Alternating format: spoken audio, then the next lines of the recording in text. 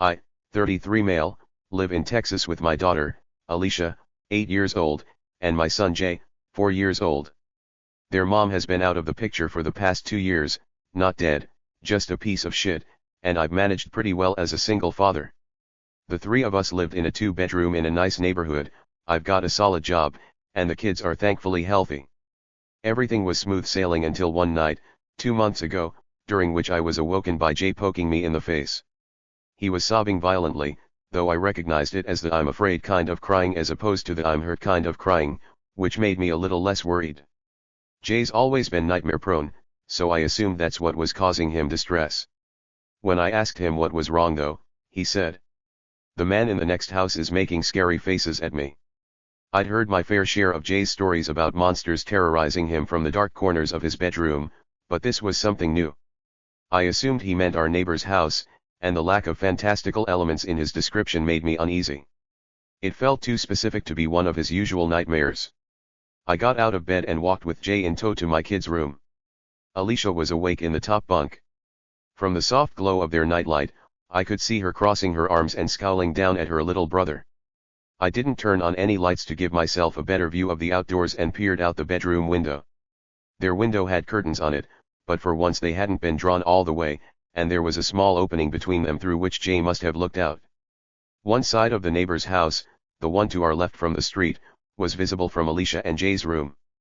There were 2 windows on the neighbor's side of the house, but it was too dark inside to see anything. I recalled from what I'd seen in the daylight that the window on the left, the one closest to the front of the house, was the kitchen. I wasn't sure what the window on the right was as it always had its curtains drawn. I asked Alicia if she'd seen anything, and she shook her head. "He's always having nightmares and crying. I don't want to share a room with him anymore, Dad.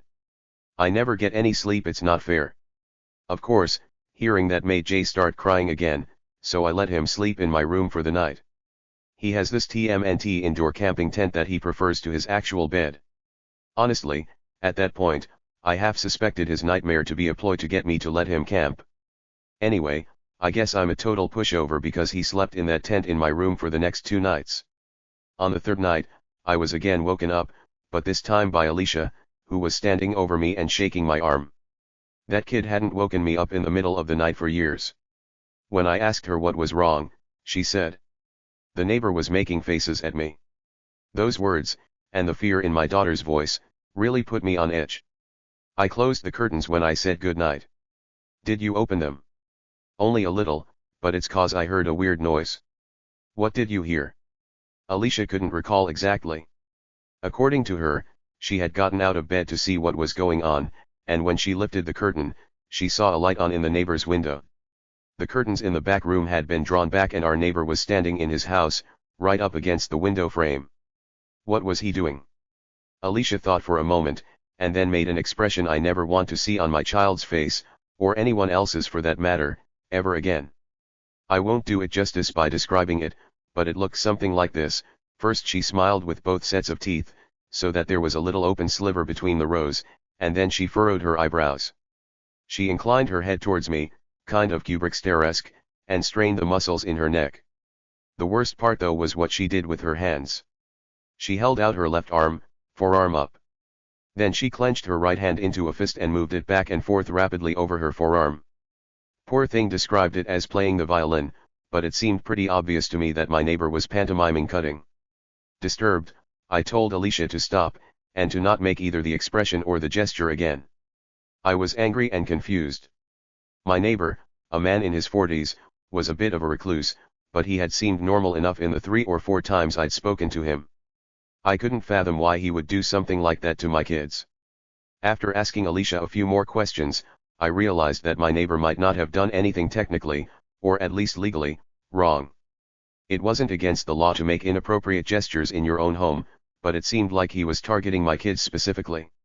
Legal or not, I planned to have a little chat with him the following morning. My last question to Alicia was if our neighbor had made any other gestures, and she nodded.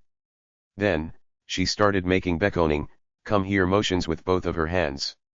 I had Alicia sleep in my room for the night as well. I also checked out the window in my kids' room, but like before, I saw nothing. The house was completely dark. The next morning, before work and after dropping Alicia and Jay off to school, I spent a good 5 minutes knocking on my neighbor's front door.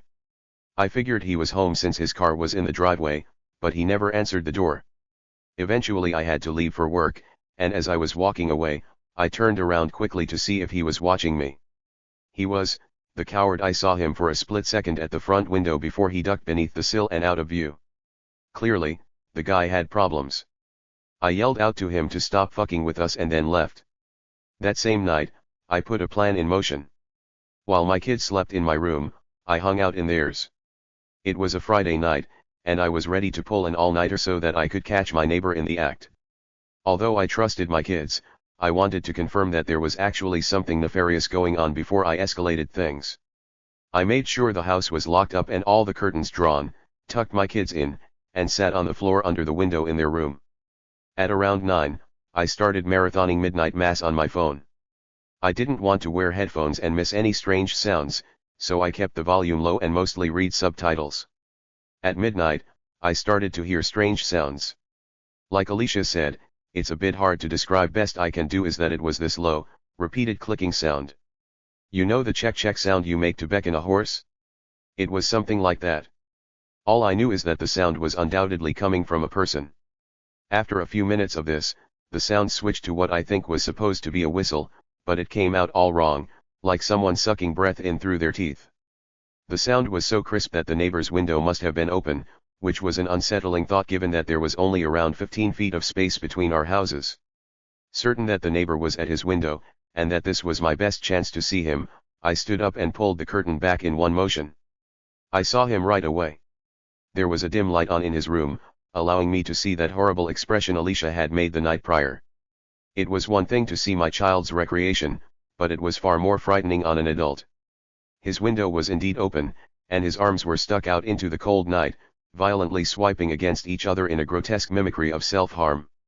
When he saw me, and realized that he was looking at another grown man and not some poor child, he stopped his erratic motions. His cartoonish grin faded and another, more genuine emotion settled over his features: rage. The man grabbed the window and slammed it shut, then closed the curtains with the same forcefulness. I let my own curtain fall. I was a little shell-shocked, I think. Of course, I was perturbed by the sight of the man, by his face and his movement and the fact that he'd been doing that for who knows how many nights now in an attempt to frighten my kids. However, another detail stuck out as even more concerning to me, which was the fact that I genuinely wasn't sure if the man I had just seen was my neighbor. I'd seen him so few times in the years I'd lived in that house, and I was having trouble conjuring up his face. I sat on the floor for a minute, my blood thundering in my ears. I definitely had enough evidence at that point to call the cops, right? Just as I was about to pull out my phone, I heard a tremendous smack against the glass of the bedroom window. After a brief hesitation, I pulled the curtain back again. There were no lights on in the neighbor's house, and there was also no one outside from what I could see.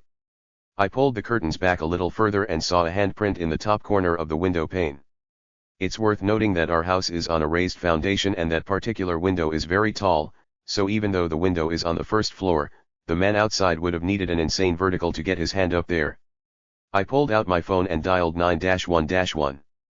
As I explained the situation to them, I quickly walked around the house to see if I could catch a glimpse of the man. My last stop was my bedroom. Once inside, I locked the doors and, while still on the phone with the operator, I took my handgun out of the safe in my closet. My heart was beating out of my damn chest, but I knew I had to stay calm, even more so when I saw that Alicia was awake and looking out of the tent at me. I reassured her in as few words as I could, whispering that we were okay, but we had to stay very quiet. I sat on the edge of my bed, my firearm ready and my ears straining. My kids' tent was in the corner, and to the left of the tent, in the middle of the wall and directly across from where I sat, was a window. After what felt like an eternity, I saw something. It was a cloudless night, and the moonlight was bright enough that I could see a silhouette through the white curtains. The dark shape was nebulous at first, but became more clear as the man outside stepped closer to the window. Somehow, he knew which room we were in. The silhouette didn't move for several minutes, and I remember being thankful that, from the angle at which she sat, Alicia couldn't see it. Then, something happened that I couldn't entirely wrap my head around. The man stepped back from the glass and raised his arms, making a Y shape with his body and his limbs. Only, his arms were far too long. They seemed to be double the length that they should have been, each arm about the same length as his entire body. I thought at first that he was holding something, maybe two pipes that just appeared to be an extension of his limbs, but I could clearly see two hands at the ends of the extremities. I could see 5 fingers on each hand, flopping around slightly as the man brought his arms closer to the window.